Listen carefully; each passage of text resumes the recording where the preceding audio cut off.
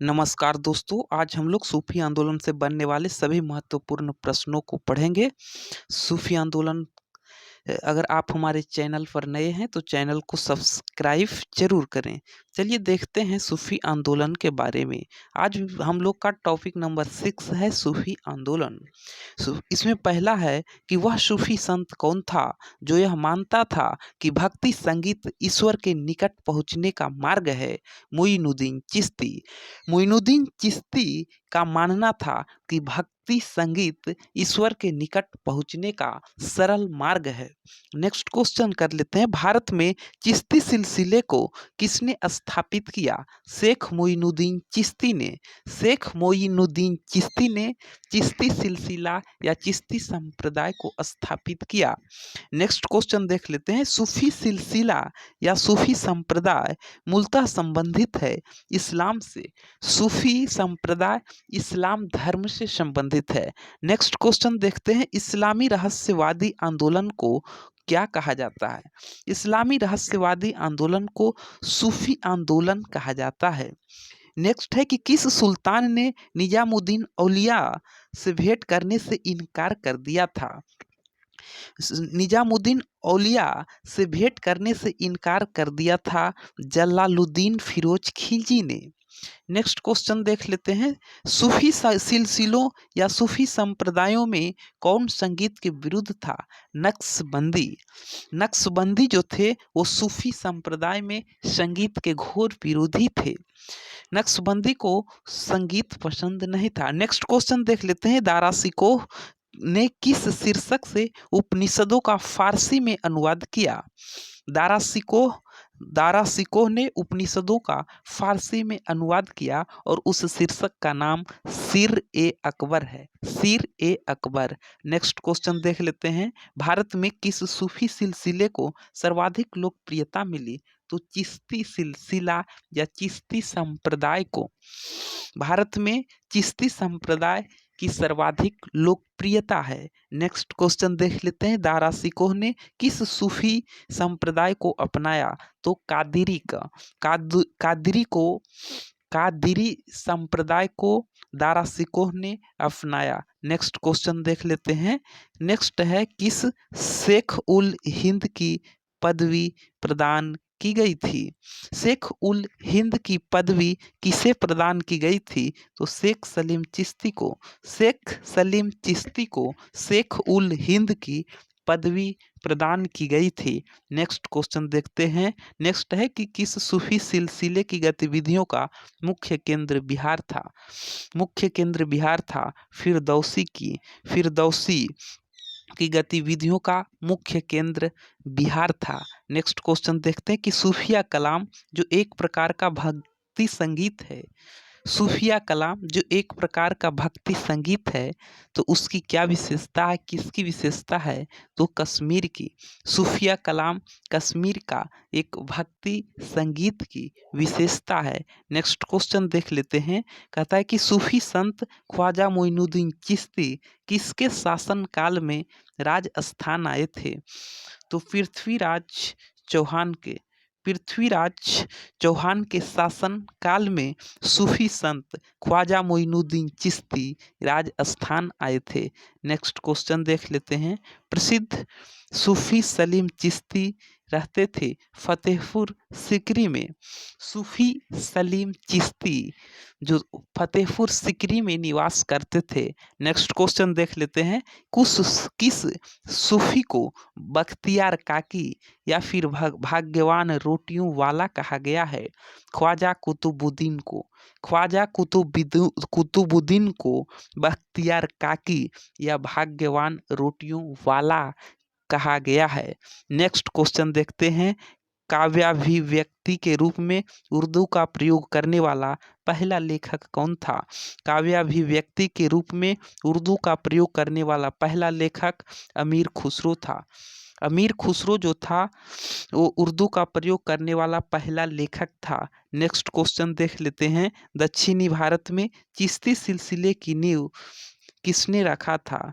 दक्षिणी भारत में चिश्ती सिलसिले की नींव रखने वाला शेख बुरहानुद्दीन गरीब था।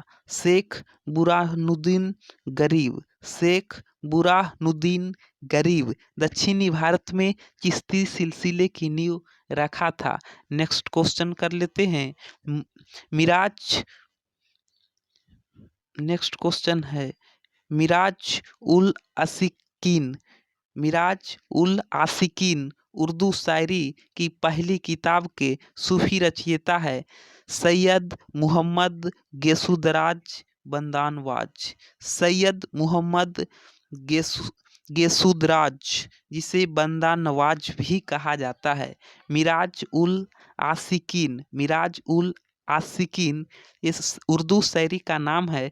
इसकी पहली किताब के सूफी जो रचयिता है वो सैयद मुहम्मद गोसुद राज बंदा नवाज है। नेक्स्ट क्वेश्चन कर लेते हैं। अकबर जिस सूफी संत का बड़ा आदर करता था। अकबर जिस सूफी संत का बड़ा आदर करता था और जिसके आशीर्वाद से शाहजादा सलीम, जिसे जहांगीर के नाम से जाना गया है, का जन्म हुआ था, वह था शेख सलीम चिश्ती। शेख सलीम चिश्ती।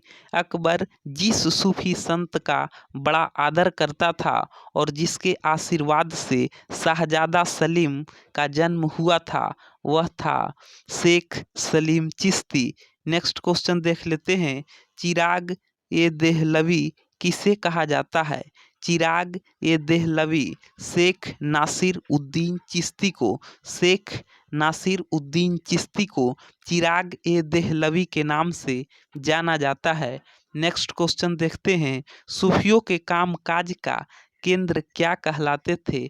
खानकाहें। सूफियों के काम काज का केंद्र खानकाहें कहलाता था। नेक्स्ट क्वेश्चन देख लेते हैं। सूफी लोग किस प्रकार के जीवन पर जोर देते थे। सूफी लोग जो थे वो एकांतवाद, अकेला रहना और पवित्र जीवन, एकांतवाद और पवित्र जीवन पर सर्वाधिक जोर देते थे। अगर आप चैनल पर नए हैं दोस्तों, तो चैनल को सब्सक्राइब करना बिल्कुल ना भूलें, क्योंकि हम लोग सभी क्वेश्चन सिलेक्टेड लेते हैं और अगर ये सब सारे प्रश्न को आप लोग सही तरीके से अपने माइंड में सेट कर लेते हैं तो फिर किसी भी एग्जाम में परेशानी होने वाला नहीं है। तो हमारे चैनल को सब्सक्राइब करना बिल्कुल ना भूलें। चलिए नेक्स्ट क्वेश्चन देख लेते हैं कि हजरत शेख निजामुद्दीन औलिया को लोग किस नाम से पुकारते थे। महबूब इलाही। हजरत शेख निजामुद्दीन औलिया को लोग महबूब इलाही के नाम से भी पुकारते थे, क्योंकि महबूब इलाही हजरत शेख निजामुद्दीन औलिया का ही नाम है। चलिए नेक्स्ट क्वेश्चन कर लेते हैं।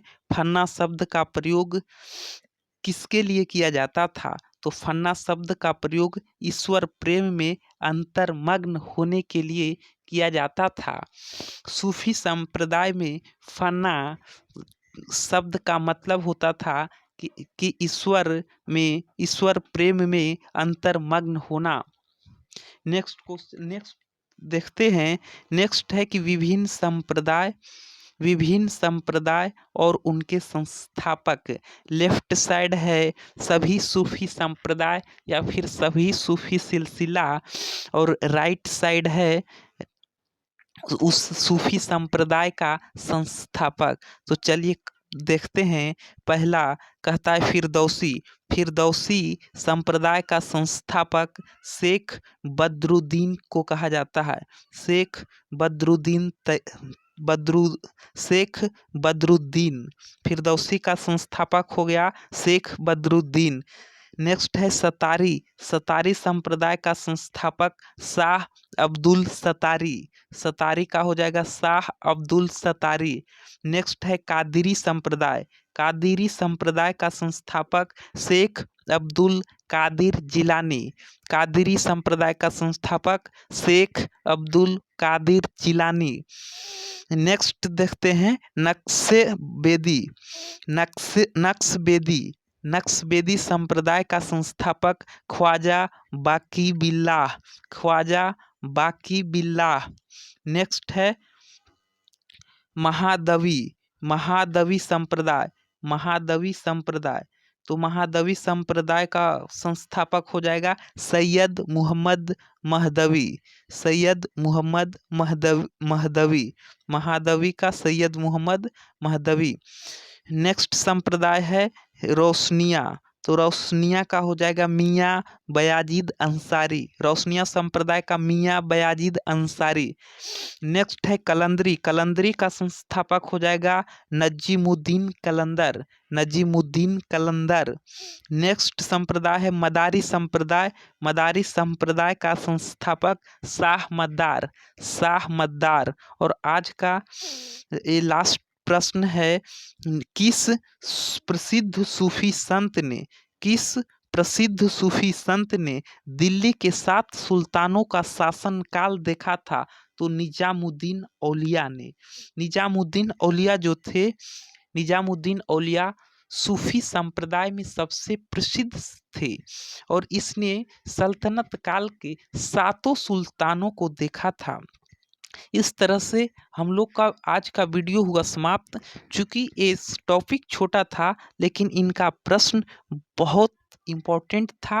अगर आप हमारे चैनल पर नए हैं तो चैनल को सब्सक्राइब बिल्कुल कर लें, नहीं आज नहीं तो कल आपको करना ही पड़ेगा, चूँकि सभी इम्पोर्टेंट क्वेश्चन, सिलेक्टेड क्वेश्चन लेकर आते हैं। चलिए वीडियो को अब समाप्त करते हैं, तब तक जय हिंद, जय भारत।